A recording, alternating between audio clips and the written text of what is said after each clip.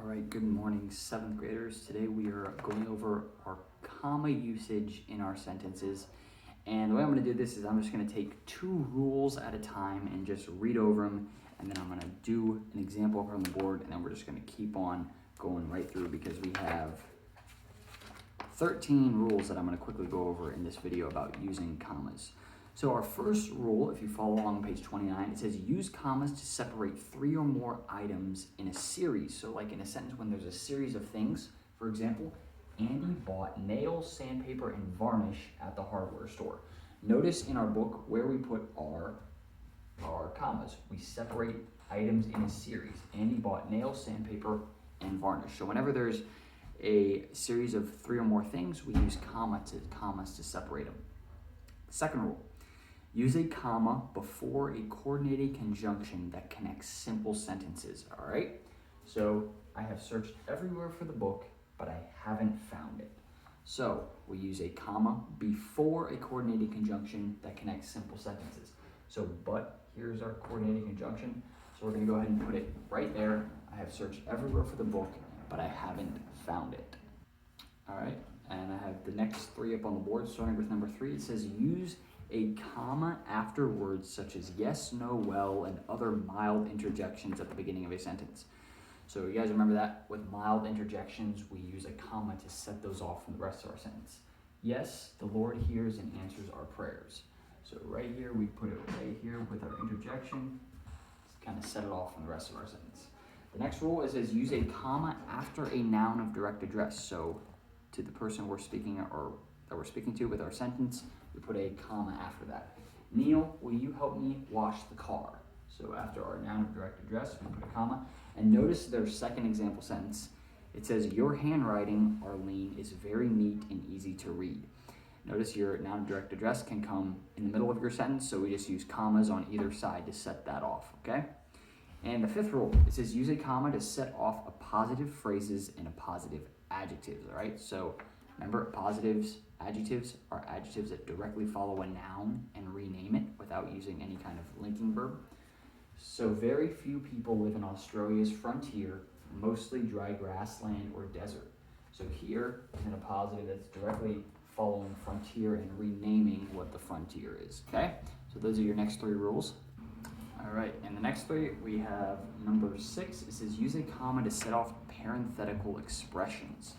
So here, weather forecasts had heavy rains. The rains, however, never materialized. So our parenthetical expression would be word like however, all right? However, the rains never materialized.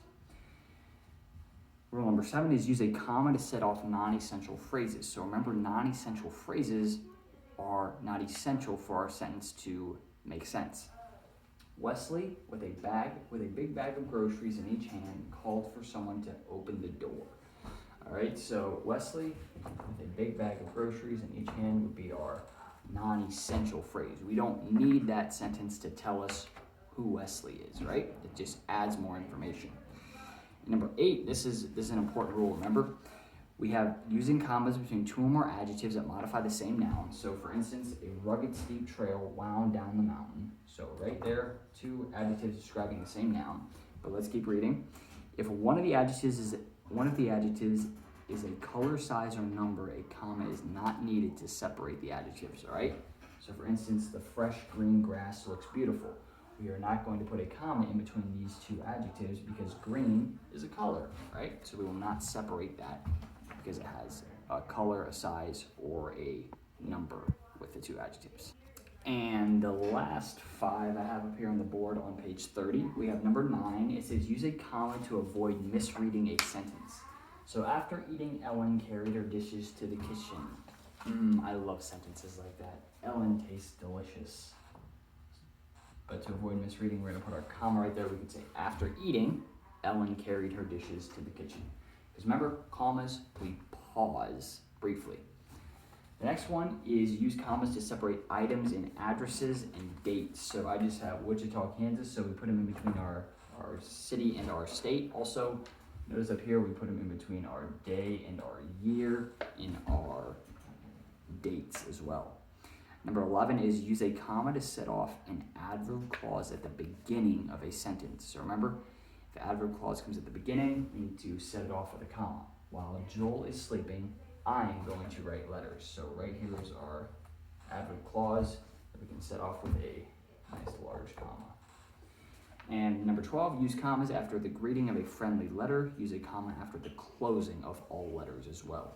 So I just have a greeting up here, dear grandma, we put a comma, and then notice at some of the others, with love, we had a comma after that at the end of our friendly letters.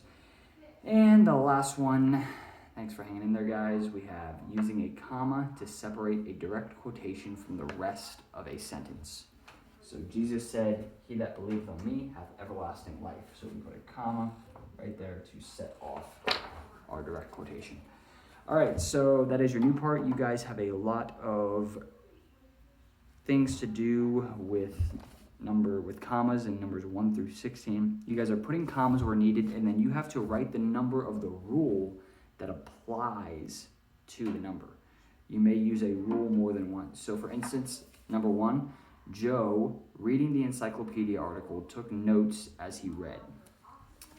So Joe, reading the encyclopedia article would be in a positive adjective because it's describing Joe, so we put commas around that. And so which rule talked about a positive adjectives? So you have to go back and look. I'll give you the answer for that one. It was number 5. So then use a comma to set off positive phrases and a positive adjectives. So that you would write number 5 in the blank right there then. All right, and that is all for your new part.